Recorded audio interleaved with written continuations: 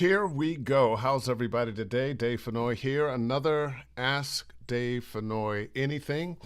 Um, Having a few technical weird things happening. For some reason, when I scheduled it, it added a half an hour. Wanted to schedule and start at 6:30 instead of 6. Last week we had some problems, and people, or not last week, the week before, whenever the last one was, um, we had some issues with not being there, not broadcasting where it was supposed to broadcast. So these things happen. We just have to put up with them from time to time. But here we are now. Happy Wednesday. Hope everybody's doing okay. Got a wonderful guest. And let's just bring her on right now. And I have to apologize because I've been calling her Andia, and she let me know that it's Andia. That's right, andia. So I'll slap my own hand. Oh, no, it's Andia. Andia, bad Dave. Bad Dave. So Andia, how you doing? I'm doing pretty phenomenal. Yeah, you're Pretty looking phenomenal. great. Thank you very much. Here in Healthy South and happy California. and calm and relaxed. It's one thing. Every time I have been in your presence, including when I met you, there was something just calming about you. You seemed relaxed and present, um, not nervous about anything, although maybe you were, but you were just so there and present. Is this your natural state? Present is my natural state. Relaxed, no. Usually it's like kinetic energy, like excited, trying to rev to get started and going. But present, yes, present Yeah. definitely. Well, you've had a wonderful career that seems to have just taken off. I met you. That class was what, 2000, 2019, 2019? Yeah, I think it's 18, 2019. 19, yeah. So we're 5, 6 years later, hmm and you have just steamrolled through this business. It's quite amazing. Uh, but let's go back to the start. Grew up in Seattle. Grew up in Seattle in the Great Pacific Northwest. What were you like as a kid? Did you want to be into theater? You must have been an athlete. How did you get into golf? No theater. I had a cousin who was a playwright, and that was the extent of my theater. I think I played the shrew and Taming of the Shrew in middle school, and that was it. No interest, no designs.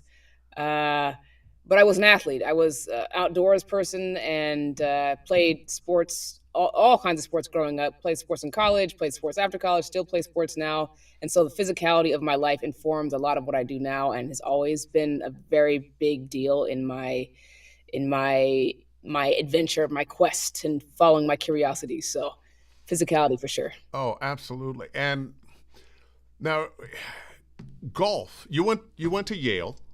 Yes, What were you majoring in when you went to Yale?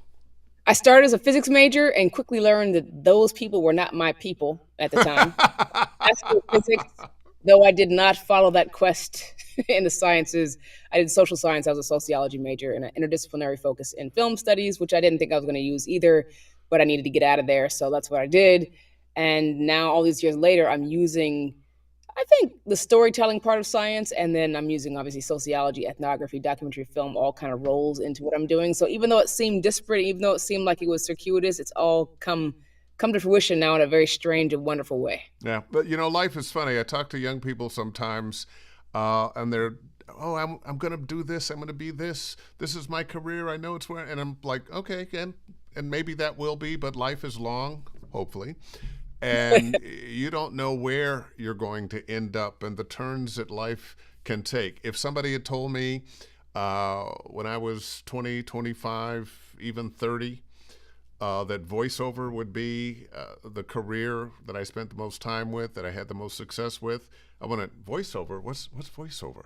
What is that? What is Yeah, that even? what is that? So you never know. So from Yale, what was next? When did you get the acting bug, the voiceover bug? The voiceover bug bit me in about 2017, 18. And I was living in New York City. I was a professional athlete transitioning to civilian life, as we call it. I was doing sports conditioning practices all around the New York City area, tri-state area, and I was in this particular occasion coaching athletes for the New York City Marathon. I was mic'd. Someone heard me. That someone was a talent agent, and she approached me after class and she said, "Hey, you've got a very interesting voice. The dulcet tones are toning. You perhaps should check out this craft." So my best friend got me vocal lessons, took lessons. The coach on the first day was like, "Hey, look, kid, I don't know what you do professionally, but you might want to consider this." Kind of hemmed and hawed, didn't take it seriously. Then one of my very first auditions and bookings was for PBS, and I booked it, and I was a must join. So right then and there, I had to join the union, use that money to relocate from the east to the west, and here I sit with you, Dave Renoy. Wow, wow, wow, wow, wow. And this after so much success and so many needed. Athletically, you were the first black golfer on a Yale's team. Is that correct? First woman to play varsity golf in the Ivy League, first black woman, first black person at Yale to do so in the varsity level. Played my LPGA start was in 2004 as an amateur, so I was the fourth black woman to ever compete on the LPGA tour.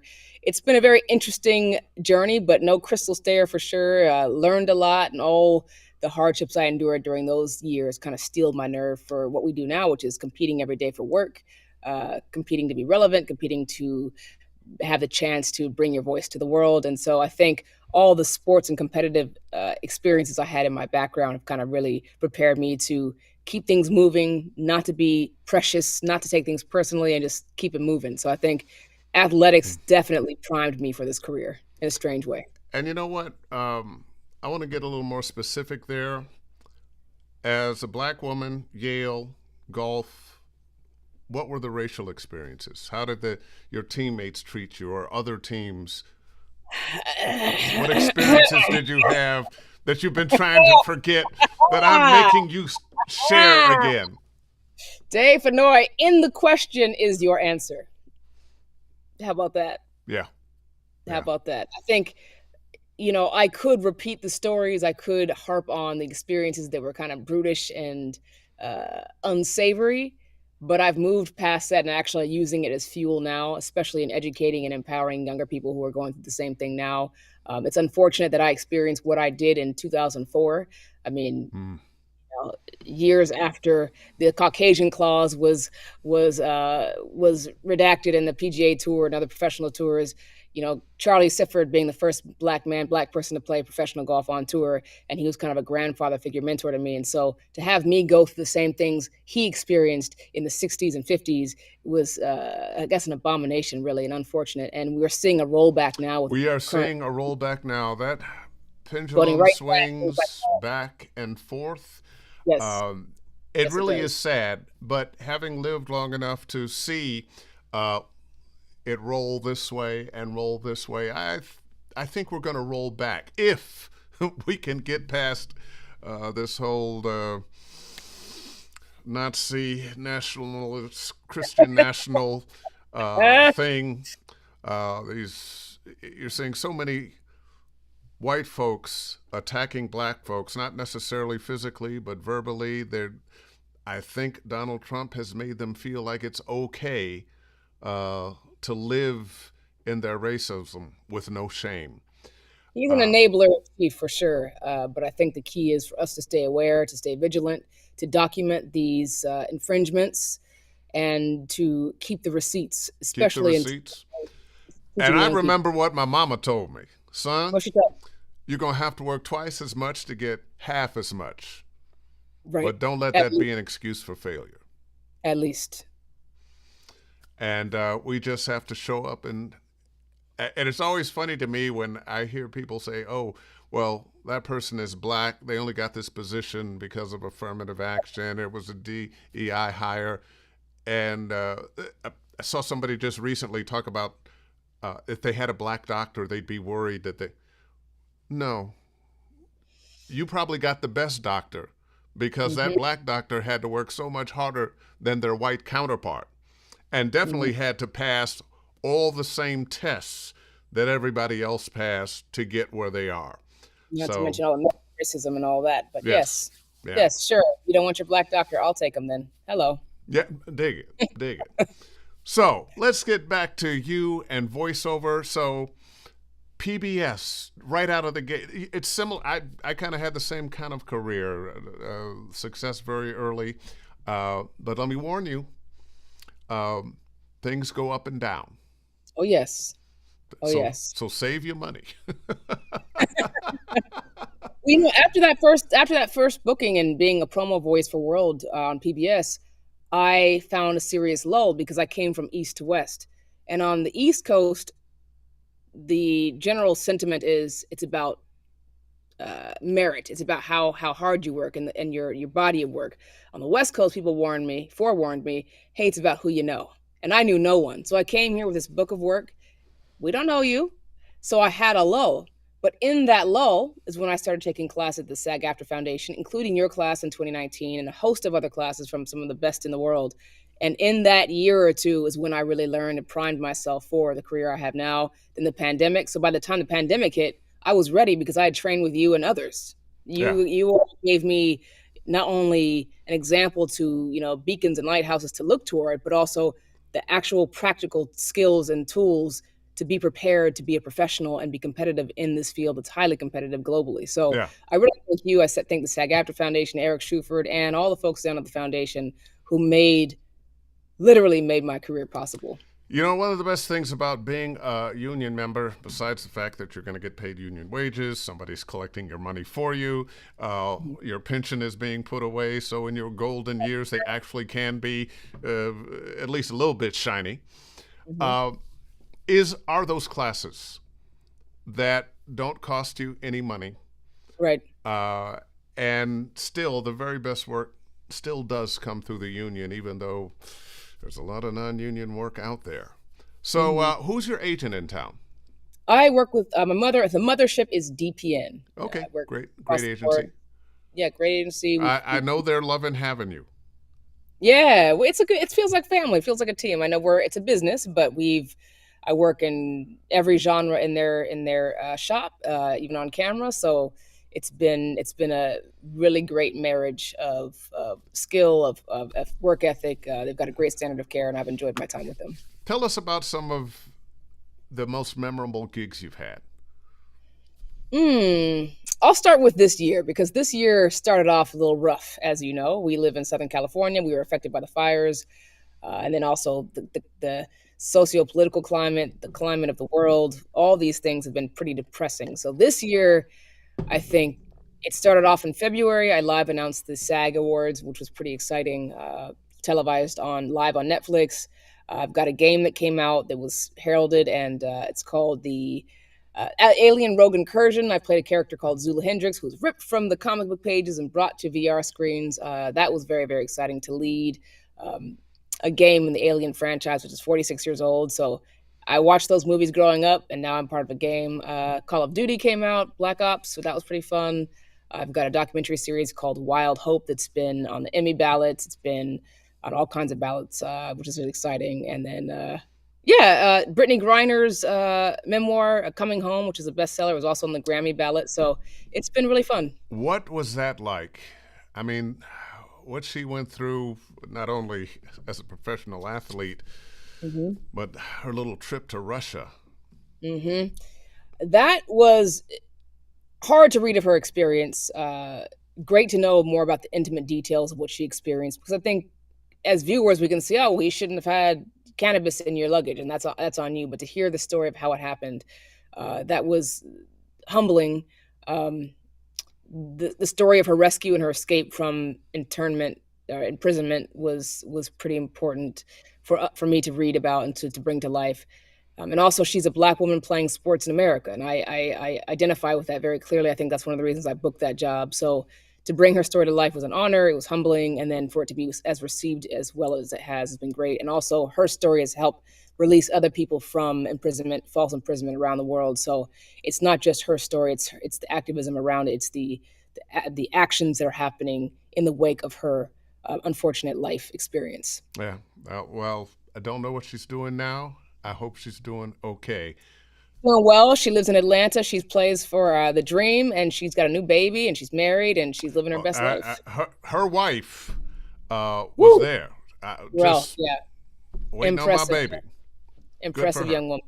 Good for Yep, her. yep. I haven't seen her in the news. I think I remember when I knew when she came back, and that was just wonderful. I hadn't heard about the baby.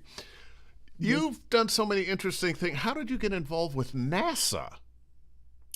NASA was, I think it was a friend of a friend who said they're looking for voices, and I've got a voice.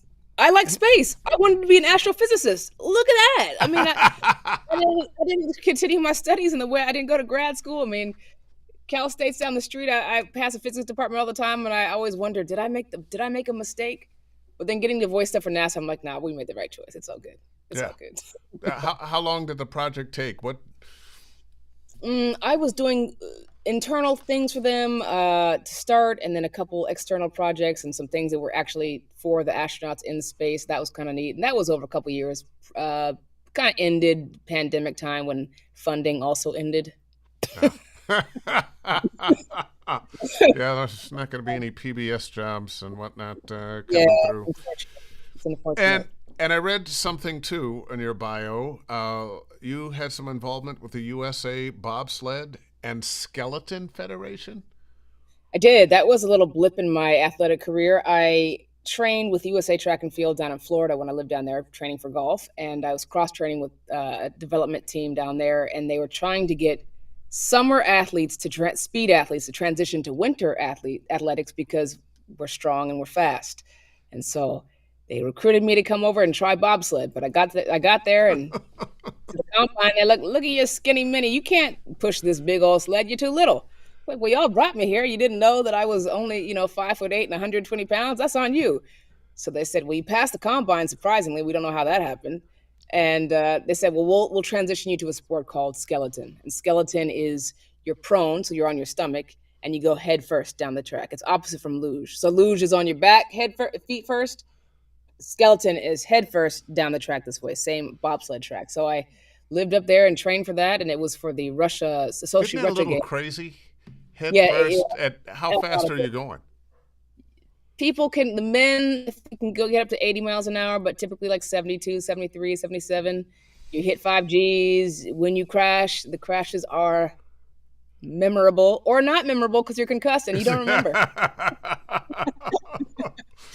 So after one season of doing that, I saw a neurologist and he asked me point blank, what's your favorite part of yourself? What's the thing you love most about yourself? And I said, I don't know what he was, I don't know it was a cue. I was like, I think probably my brain. He's like, then you should not be doing this.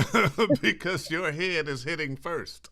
Your head, that big old head you got, I'm not sure this how much safer it is, same speed going feet first as opposed to head first, but it's safer because your feet are going first. I mean, you might break your ankle, break your knees, whatever, but at least you're not don't want getting, to break your noggin. right. The remnants of CTE are real in the sport, and they're finding more and more that a lot of the people who finish bobsled and skeleton are having CTE symptoms. They're suicidal. They have severe depression, and now they're realizing this is because of the CTE preponderance of CTE. So I'm This is glad I kind of got like out. football. It is exactly like football. Yes. Wow. Wow, wow, wow. Well, I'm Hmm. glad you're not doing that anymore. And you found one of my jokes with my civilian friends is voiceover beats working for a living. Now, Yes. And look, anybody who heard me just say that, I want you to know it is work. I know it's work. But, we ain't digging ditches here. So it's true. I kind of We like are that. not. Uh, Yeah. but not only have you been able to do narration, do commercials, done some TV promos, right? You've been in some film. You played golfing pioneer Ann Gregory in Playing Through. What was that like? That was a cool experience because I was not an on camera person. I was a voice actor. That was what I was doing. That was my main focus. And during the pandemic, I don't check direct messages on social because sometimes they can be a little Yeah, strange. you know what? I post things. I typically don't read responses. Exactly. Sometimes I post, well, oftentimes I post and then I delete the app. So I post, delete the app, and get keeps me focused and also keeps me away from the negativity. But this particular day, it's the pandemic, not a lot going on. A DM came through. I didn't know what it was, forwarded it to my agent, and I thought that the DM was requesting me to be part of a film about a golf legend, Anne Gregory, who was the first Black woman to play USGA, United States Golf Association championship, so the top of the top. And Anne Gregory is a figure that I knew in history, and also she's got a family connection to me. So I thought, oh, cool, a documentary film about golf and Anne Gregory, amazing. Of course, I'd love to do this. My agent said, no, it's not. It's not a documentary. It's live action. I'm like, cool, great. So I'm going to be the voice in her head. Am I going to be? He's like, no, fool. It's on camera. I'm like, well, so what? So what? Why are they calling me? Because I don't do on camera. I do voiceover. They're like, it's a voice. It's an on camera opportunity. We'd like to audition. And so I was like, I don't know about that. That's not my thing. My dad said, oh no, yes you are. And so he set up the camera in the backyard. He said, just do it. What do you have to lose? I did it. I booked it. Next thing you know, I'm on a plane to Florida where we shot on location, and that was my first on-camera live action experience. We were there for several months, and now I'm number one on the call sheet in an independent film that's got a budget of 2 million, and the movie's on Amazon. So after that, got back to the West Coast. Next thing I know, League of Their Own comes calling. Same thing. I'm like, I don't know. I played baseball growing up, but well, we're looking for athletes who can teach to act. Okay, well, It's life is funny. There's so many things that you have just done in life, and I say you, I mean the big you, not you necessarily personally. Things that you've done in life and with yourself, been an athlete, uh, uh, a golfer at Yale, a professional golfer, and those things have translated into helping your entertainment career, taking you yes. beyond voiceover, and who knows how far that's going to go. Hmm. But keep doing it all. Keep doing Yeah. all of that. Keep doing Thanks, all of coach.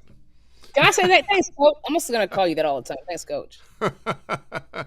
So, what's your typical day like now? Typical day, I like to try to keep East Coast hours so that I can be ahead of the fray. So I get up 4:30, do my warm up, walk. I know it's early, but water the plants so my plants don't die. Movement, walk, meditation, start going through auditions, vocal warm up. Then by 9 o'clock, I've already done my East Coast auditions. Paperwork, admin, take a little break. Gigs, promos come up a lot throughout the day, and those are an immediate response Oh needed.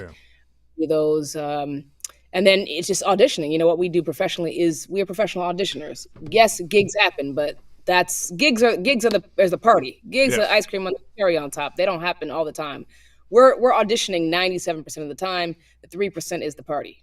I tell my students that what we really do for a living is audition. Now, Hmm. when you get the gig, like you said, I didn't say party, but we're having fun. We're Hmm. enjoying the fruits of the audition. We're getting to do that thing we want to do and get paid for it. Hey. But I used to get up at 3 o'clock in the morning when I was a morning DJ up in San Francisco. I don't want to do that anymore.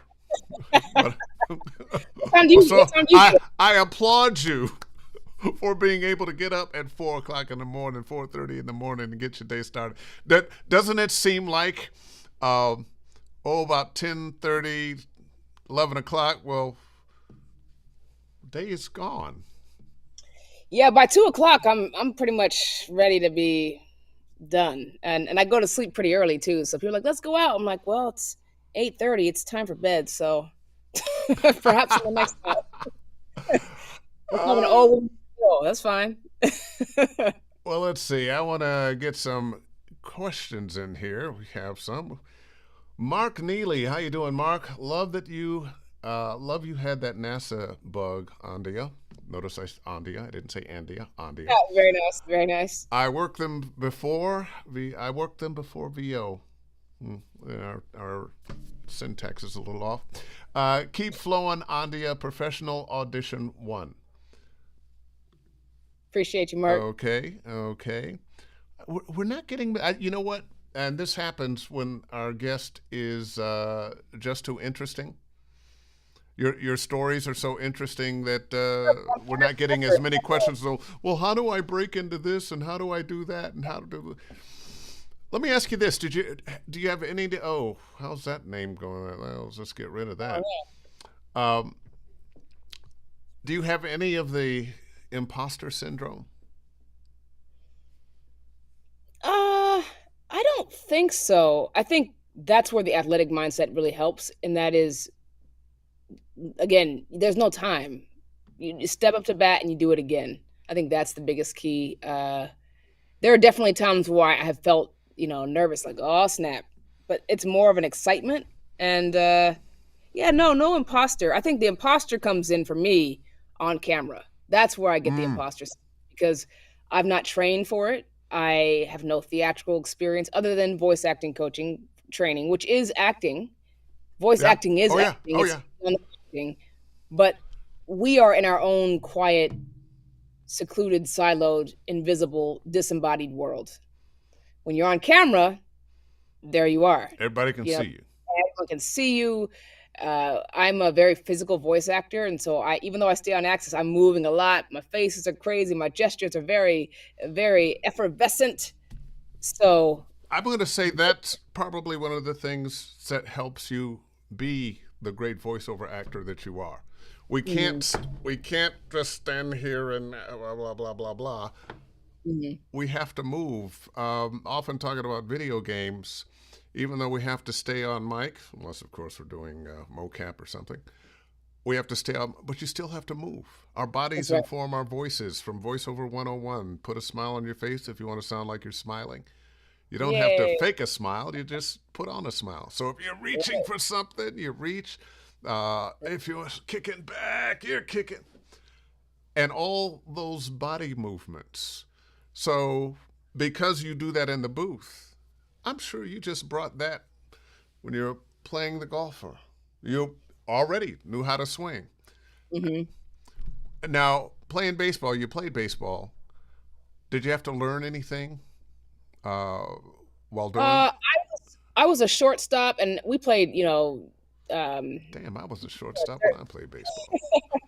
I wasn't a pitcher. Now I have a big arm, but they wanted me to pitch in a certain style from that era.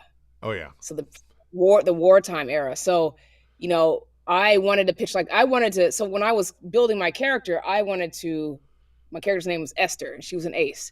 So I was like, I'm gonna be Satchel Paige, and they said, no, you can't be Satchel Paige because there's another character, the main character. Uh, we have her pitching like Satchel Paige, so you have to pitch differently. And I was like, wait, so I can't bring my knee all the way up? They're like, no, no. So I work with a real pitching coach, Justine Siegel, who gave me my own signature pitch so that I would not look too similar to the main characters who were also had their own pitching style. So I couldn't be Satchel. So So if I you put got on a women's baseball team, not necessarily professional, but just kind of competitive, what mhm. position would you play now? I'm probably shortstop. Probably Okay. shortstop. Yeah. I'm a pretty big hitter too. I kind of feel like I would be the Mookie Betts of women's baseball. That's the vibe I'm giving myself. He's an incredible athlete. He plays multiple sports. Yeah. He's wiry. We're built the same way. We move the same way. So I'm thinking I'd be like a Mookie for sure. Yeah. Okay. Also, by the way, go ahead. Sorry. I was going to say, what's your favorite team? Are you a Dodgers fan?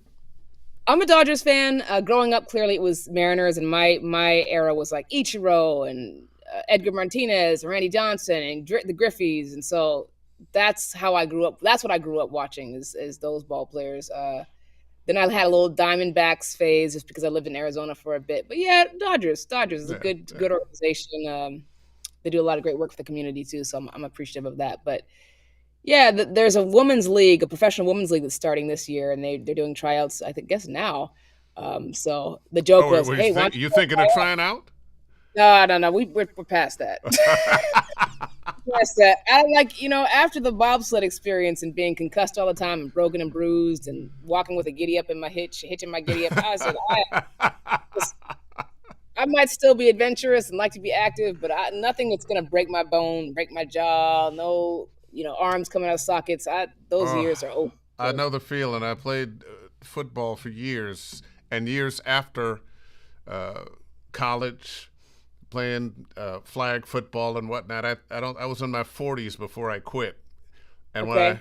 what was happening then was if I had a good game, the next day I could barely walk. And every third or fourth game, there'd be some other injury, a finger, a shoulder, an ankle, or something.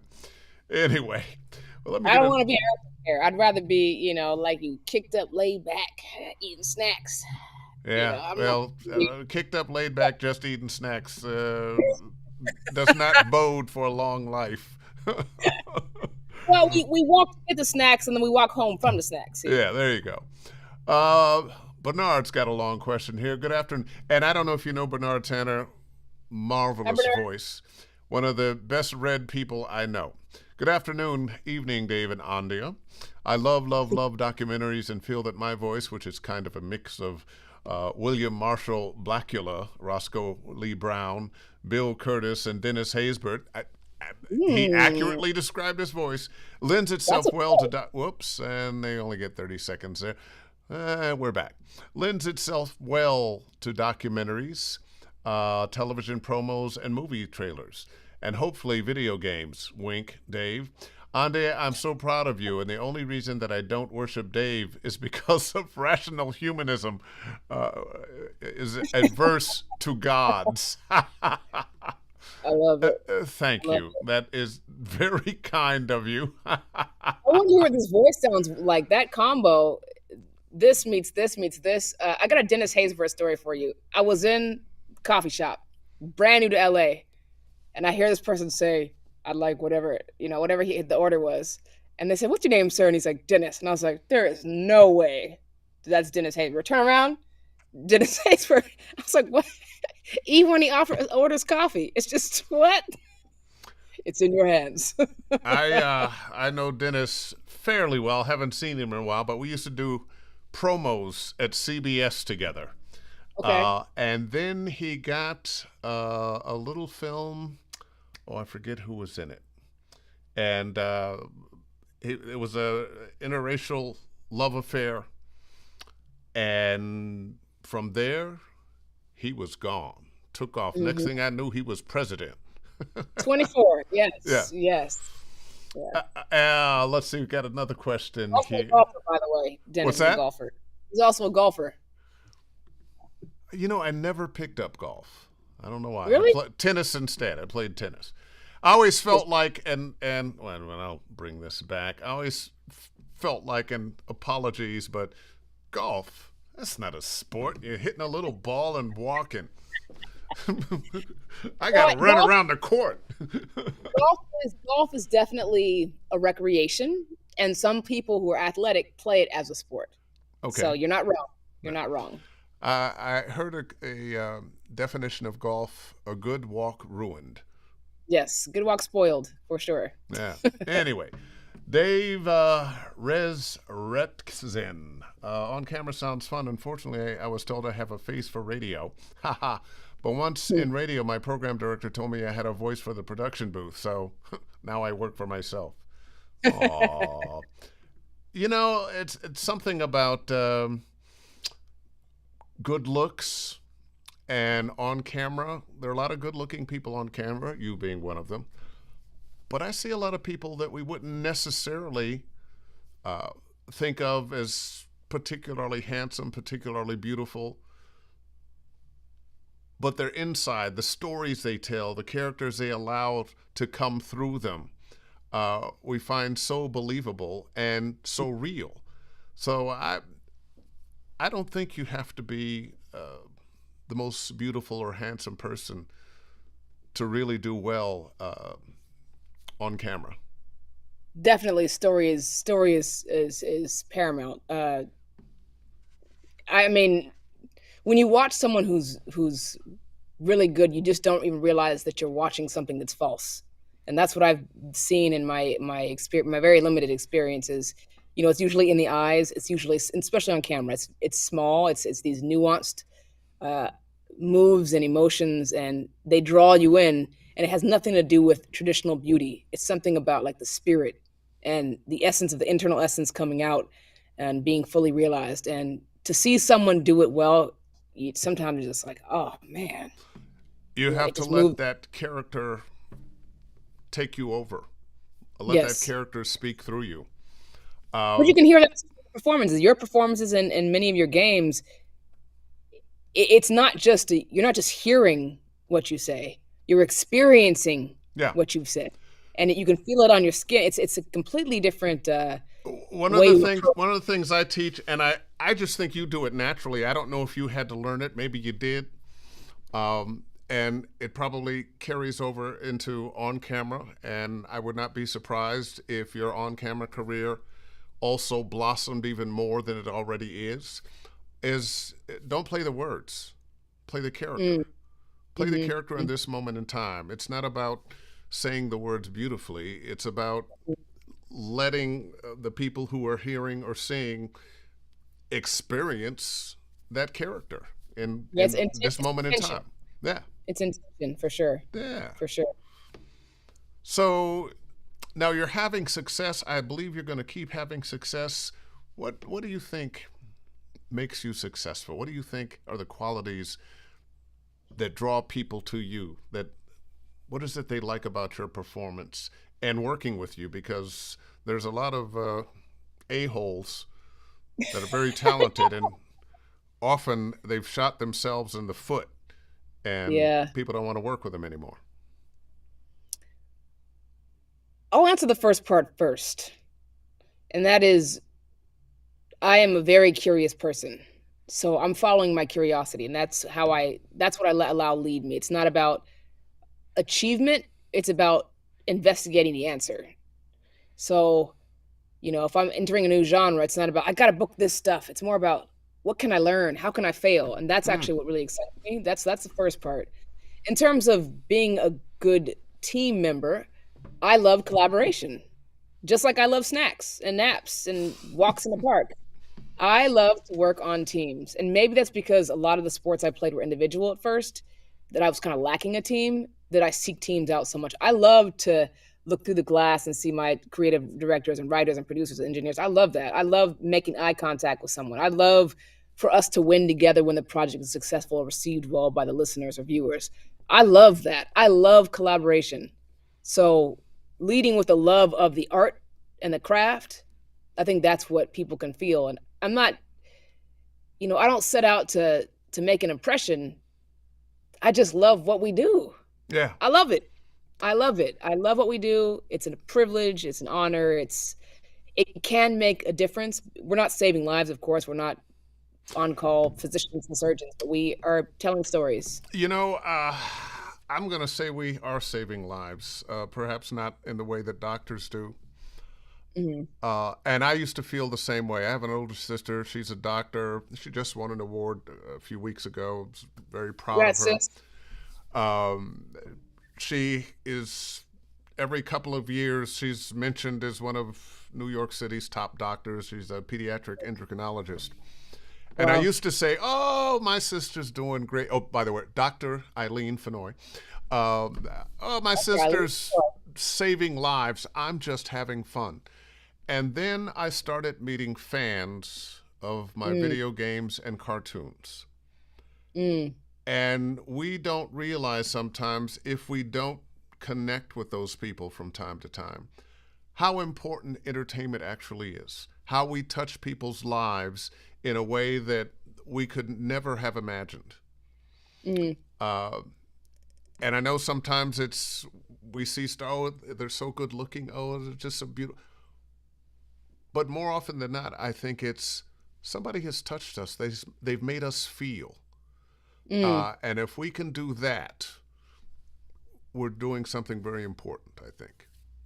I received that. I Yeah. received that. Yeah. Let me ask you this. When I'm teaching, I talk about intention. What's your intention when you approach a script? Well, my intention is first to understand what the buyers would like. What are the buyers? My intention is to do as I'm told. I'm a hired voice. What do you need me to do? What was it in Coming to America? What would you like? What would you like? What What would would you you like? like? That's our job. But my intention is to bring the copy to life, to move, to encourage to buy, to listen, to do, to feel. My goal is to make the words have that kind of efficacy on the listener, whatever the medium. I think It's a lot like sports coaching. When I'm coaching someone for the marathon, I'm encouraging them to tell a very long story with their bodies. When I'm selling toothpaste, I'm encouraging them to have great oral health. Very short story, but they're both stories. Yeah. So I think the exciting part is how effective, how fun, how divergent can I make this story? So it's not just like buy, buy, buy, but it's like, did you know if you buy? Make Yeah. it come to Yeah. life. I think that's why I've had so much success in commercial Make a real because person speak to another real person. that's right, for sure. Yeah. You're telling a story, you're trying to motivate someone to be moved in some way or to move in some way. And I did that as a fitness coach, as an athlete, and it comes naturally to me. And I think there was a time between the years of 2020 and probably 2023 where I became the spec. So your specs come in and they'd say, we're looking for whoever, Sean Connery, Dave Fennoy, Andia Winslow, meaning they were looking for someone who was girl next door, friend in the know, casual, cool. I always And that's hate it when I'm the spec. I, because I, you never I, book I, it. You never book it when you're the spec. when I was the Hulu guy, an audition came in. We're looking for somebody just like the Hulu guy. We want that Hulu guy thing. Did the Yeah, thing, didn't book it.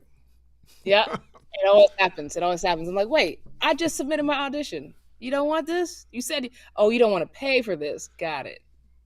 Well, that happens too. Got it. How do you handle rejection when there's that gig that you really, really wanted and it doesn't go your way? I don't, thankfully, again, because of sports, I just go on to the next at bat. I don't actually think about the gig.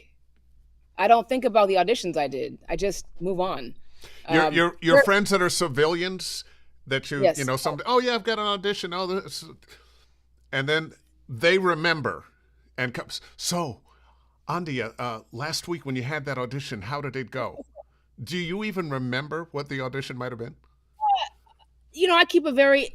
I keep copious notes, so I can see on my digest what I've been auditioned for, but I don't harp on what's already happened. Yeah. The excitement. See, I think what people don't realize in voiceover, or I guess any acting medium, is there are levels to excitement. So when I was first starting out, I was excited when I got an audition. If I Mm, got an audition mm. in the emails, oh my god, I have an audition, right? And then you get excited when you have a callback. Oh, I've got a callback. That means I've done something correct. And then an avail. Oh my gosh, I'm so close to the finish. And then a booking.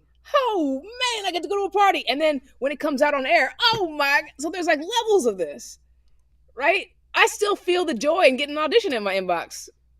I'm not too proud to say that I still get childlike joy when I'm like, here we go. Here comes the auditions. I enjoy that. So I think because I'm enjoying the process, it doesn't feel like stress or strain. And if I don't get it, it doesn't matter because I got the audition to begin with. I'm in the mix. I'm in the mix. You know, I still have that childlike joy as well when I get an audition. I'm as excited about every booking as I was the first booking. So, Heck yeah. get another chance to play, and I'm always a little sad when the gig is over. It's like, but Yeah. we were playing, we were having a good time. Well, I gotta go home now. Okay, Your or parents are coming. Yeah. right. For daycare. Bye, Dave. See you tomorrow. Yeah. Smack Lewis. Andia, Hey. how have you Good to be created here. momentum for yourself in this career? Your reputation precedes you and keeps growing. And what he just said there, your reputation precedes you and keeps growing, it truly, truly does. How have I created momentum?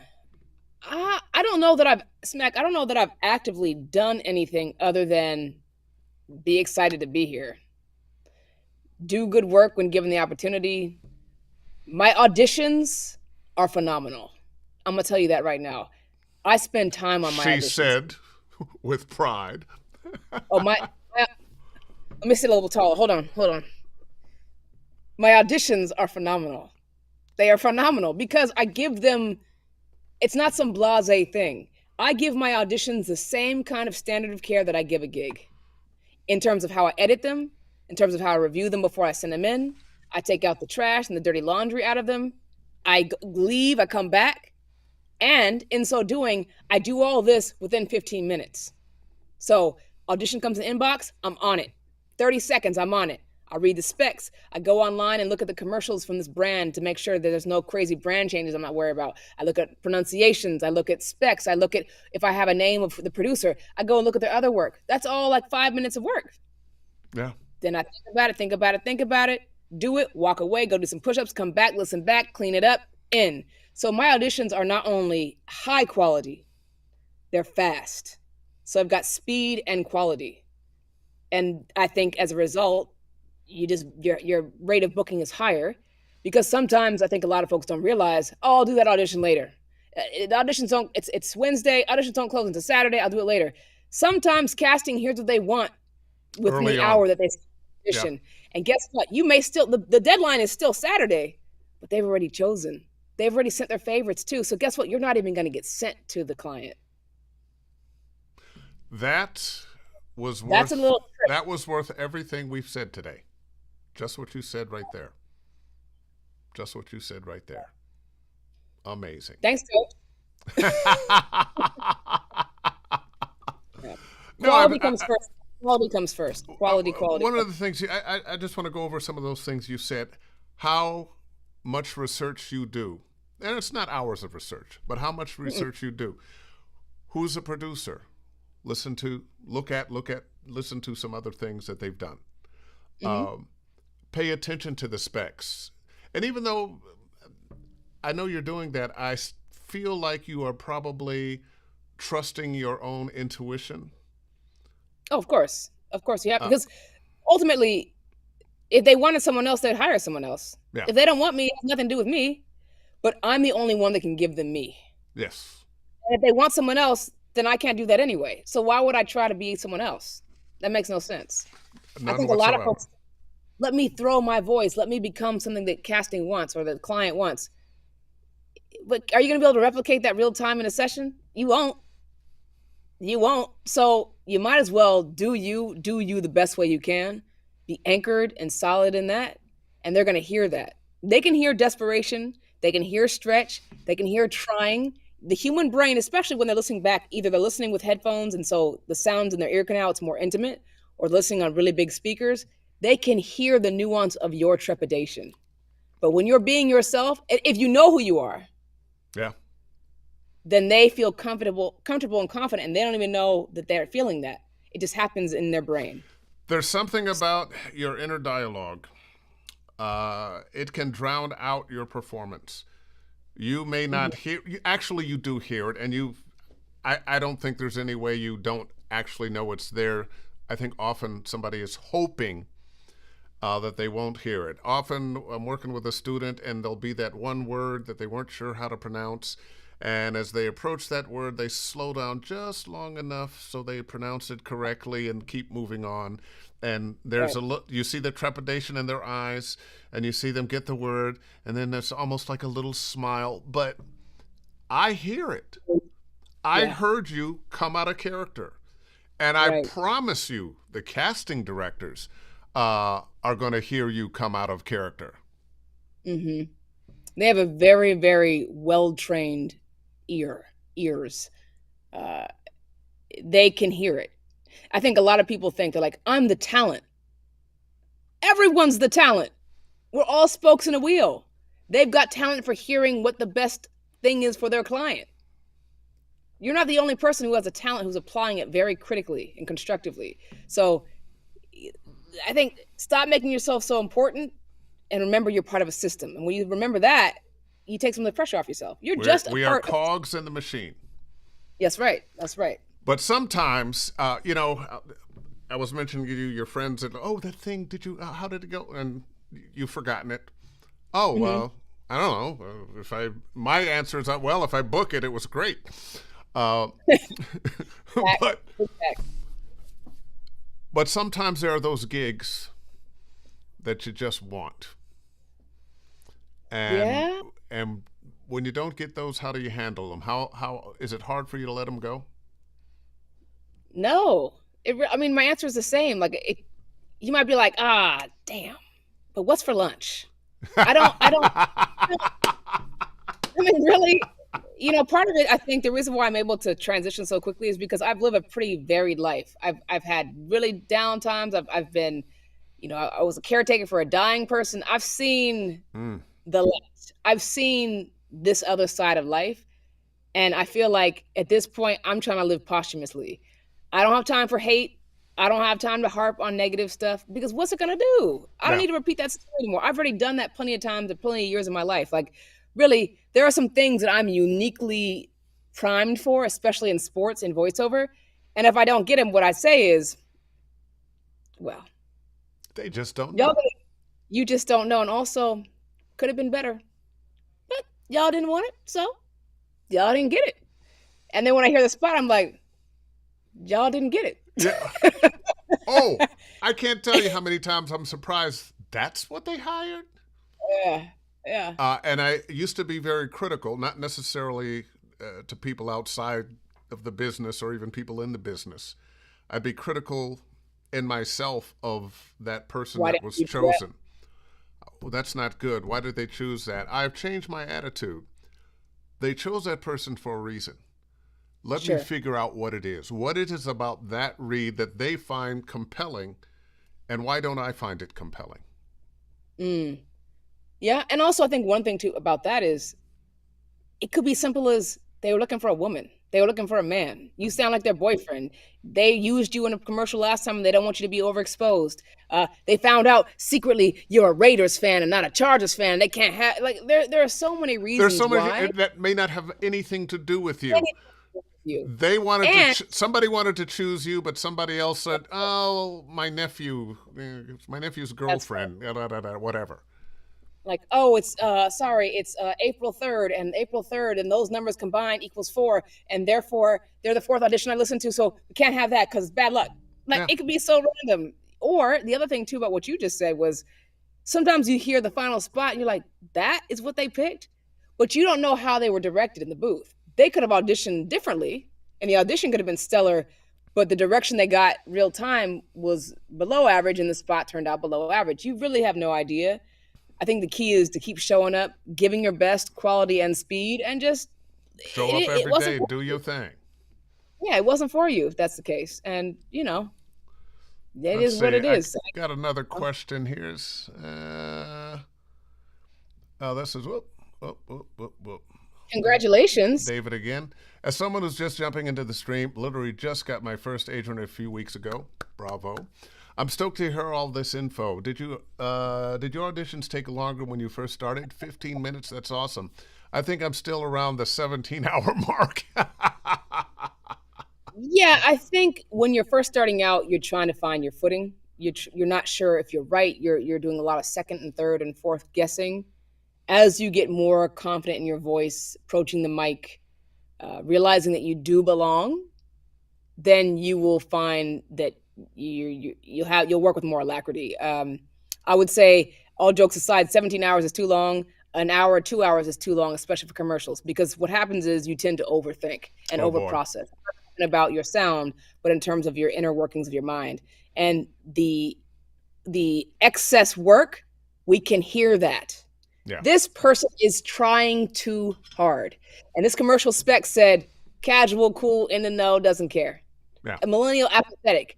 But if you're trying to make it perfect and make everything enunciated and be robotic, they can hear that, even if it's And not as it's probably Staccato.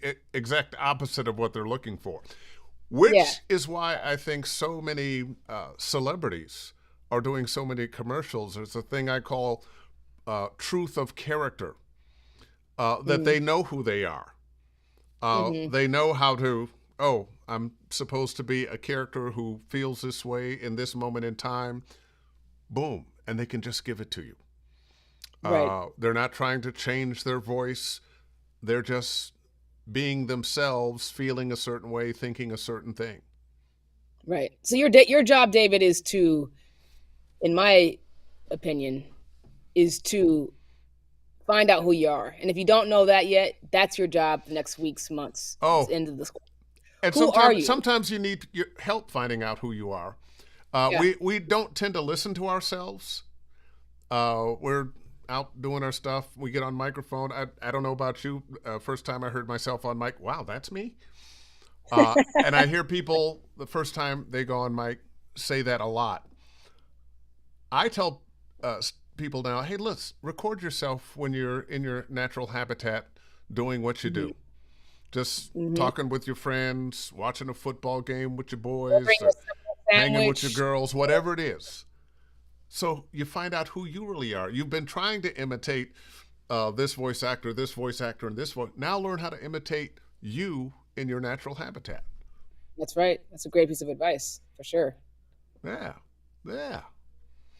So damn, our hour is just about up. Um, what are you doing besides voiceover? What on a day you just want to have some fun? What do you do? Ooh, well, we live by the mountains, so I'm up in the mountains usually. I'm very active, so I might be down by the beach or the traveling rings. Anything physical, I like to do.